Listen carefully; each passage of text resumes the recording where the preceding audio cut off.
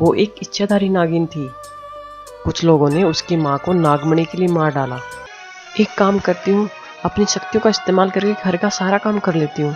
ये मैं क्या देख रहा हूँ? मैंने तुम्हें पहले चेतावनी दी थी, अब तुम मरने के लिए तैयार हो जाओ। एक घने जंगल में शिवांगी नाम की एक बहुत ही खूबसूरत लड़की रहती थी। वो एक इच्छाधारी नागिन थी।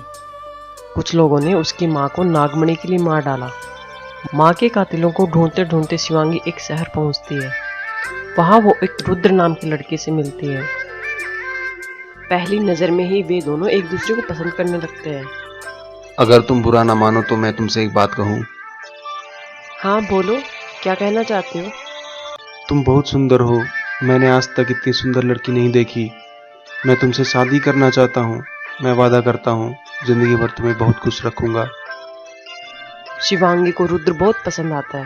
वो सोचने लगी, मैं भी शादी करना चाहती हूँ।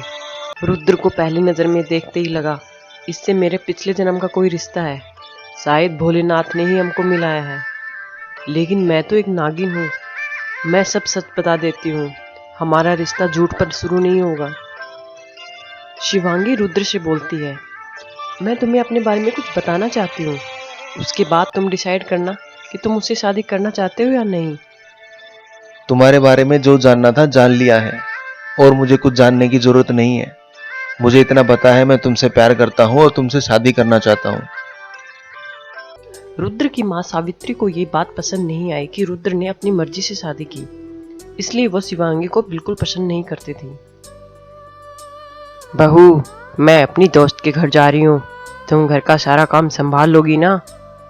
हाँ माँ, आप निश्चिंत होकर जाइए। मैं घर का सारा काम संभाल लूंगी। तो ठीक है, जब तक मैं आऊँ घर की सफाई कर लेना, सारे कपड़े धो लेना, किचन का जितना भी सामान खत्म है वो जाके मार्केट से ले आना। हे राम, शिवांगी मन ही मन सोचती है, अब मुझे ये सब काम भी करना पड़ेगा। सावित्री अपने दोस्त के घर चली जाती है। शिवांगी सफाई करने के लिए झाड़ू लेकर आती है और फिर सोचने लगी, मैं अब इस घर की बहू बन गई हूँ तो मुझे इस घर की सारी जिम्मेदारियां उठानी ही पड़ेंगी। अब मुझे इंसानों की तरह सारे काम करने पड़ेंगे। शिवांगी इच्छाधारी नागिन होते हुए भी घर की सारी जिम्मेदारियां उठाने लगी। घर का काम करते करते शिवांगी थक जाती है और सोचने लगी, हे राम, बहुओं को इतना काम करना पड़ता है। अगर ये पता होता तो कभी शादी नहीं करती। बहुत थकान लग रही है, मैं थोड़ा आराम कर लेती हूँ, उसके बाद घर का सारा काम खत्म करूंगी। शिवांगी आराम करने के लिए लेटती है और थकी होने की वजह से उसकी आंख लग जाती है। कुछ देर बाद दरवाजे की घंटी बजती है और शिवांगी की नींद टूट जाती है। हे राम, लगता है माँ जी आ गए। अभी तो मैंने कुछ भी काम नहीं किया, अब मैं क्या करूँ? माँ जी से मुझे डांट पड़ने वाली है। एक काम करती हूँ, अपनी शक्तियों का इस्तेमाल करके घर का सारा काम कर लेती हूँ। शिवांगी एक ही पल में अपनी शक्तियों का इस्तेमाल करके घर का सारा काम खत्म कर देती है और उसके बाद दरवाज़ा खोलती है। अरे बहू, तुम्हें दरवाज़ा खोलने में इतना टाइम क्यों लगा? क्या कर रही थी तुम? वो माँ जी, मैं सो गई थी। अच्छा, तो तुम सो रही थी। मैंने जो काम दिए वो तो हुए नहीं होंगे। तब तो बड़ा बोल रही थी तुम कि माँ जी सारे काम हो जाएंगे। सब कहने की बातें हैं। सावित्री घर के अंदर आकर देखती है कि घर के सारे काम हो चुके हैं। वो चौंक जाती है और सोचने लगी, अरे, इसने तो सारे काम कर दिए, वो भी इतने अच्छे तरीके से। ये कोई जादूगरनी तो नहीं है?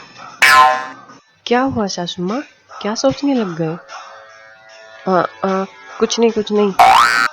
चलिए माँ जी, मैं खाना लगा देती हूँ, खाना खा लीजिए। अगले दिन सावित्री अपनी बहू के साथ मार्केट जाती है। अरे बेटा रुद्र, मैं शिवांगी को लेकर मार्केट जा रही हूँ, क्या तुम हमारे साथ चलोगे? अभी मुझे थोड़ा काम है माँ, आप चलो, मैं थोड़ी देर में काम खत्म करके आता हूँ। ठीक है, तुम अपना काम खत्म करो और जल्दी आ जाना, हम तुम्हारा वेट करेंगे। जब सावित्री और उसकी बहू खरीदारी कर रही होती है तभी एक लुटेरा वहां पर आता है। लुटेरे को अपने पास आता देख सावित्री अपनी बहू से बोलती है, बहू, यहाँ से जल्दी से निकलो। ए बुढ़िया, भागने की कोशिश क्यों कर रही है? मैं तुझे चाकू मार दूंगा। चुपचाप जितने भी गहने और पैसे तुम्हारे पास हैं जल्दी से मुझे दे दो। अरे अरे अरे बेटा, हमें जाने दो, हमारे पास कोई भी पैसा नहीं है, भगवान के लिए हमें जाने दो। ए बुढ़िया, ज्यादा चालाकी मत कर। ऐसा बोलकर लुटेरे ने चाकू शिवांगी के गले पर लगा दिया। चल चल निकाल जल्दी सारे पैसे, नहीं तो गला काट दूंगा। ये सब देख सावित्री डर जाती है और बेहोश हो जाती है। अपनी सास को बेहोश होते देख शिवांगी बोलती है, हमें जाने दो, वरना तुम्हारे लिए अच्छा नहीं होगा। मैं तो डर गया। अच्छा तो तुम ऐसे नहीं मानोगे, रुको मैं तुझे अभी मजा चखाती हूँ। ऐसा बोलकर शिवांगी अपने नागिन रूप में आती है और अपनी शक्तियों का इस्तेमाल करती है। शिवांगी का नागिन रूप देखकर लुटेरा डर के मारे कांपने लगता है। अरे अरे अरे, ये सब क्या हो रहा है? ये मैं क्या देख रहा हूँ? मैंने तुम्हें पहले चेतावनी दी थी, अब तुम मरने के लिए तैयार हो जाओ। नहीं नहीं बहन, मुझे माफ कर दो, मुझे जाने दो, मेरे से ये गलती हुई है, अब दोबारा गलती नहीं होगी। ऐसा बोलकर वो लुटेरा वहां से भाग खड़ा होता है। यह घटना रुद्र दूर खड़ा देख रहा होता है और वो घबरा जाता है। हे भगवान, ये मैं क्या देख रहा हूँ? मेरी पत्नी इच्छाधारी नागिन नहीं हो सकती, नहीं हो सकती। लगता है मैं कोई बुरा सपना देख रहा हूँ, ऐसा नहीं हो सकता। इस तरह रुद्र के सामने शिवांगी का असली रूप आ जाता है। क्या वो अब भी शिवांगी को पत्नी के रूप में स्वीकार कर पाएगा या फिर उसको घर से निकाल देगा? ये सब जानने के लिए देखिए पार्ट 2।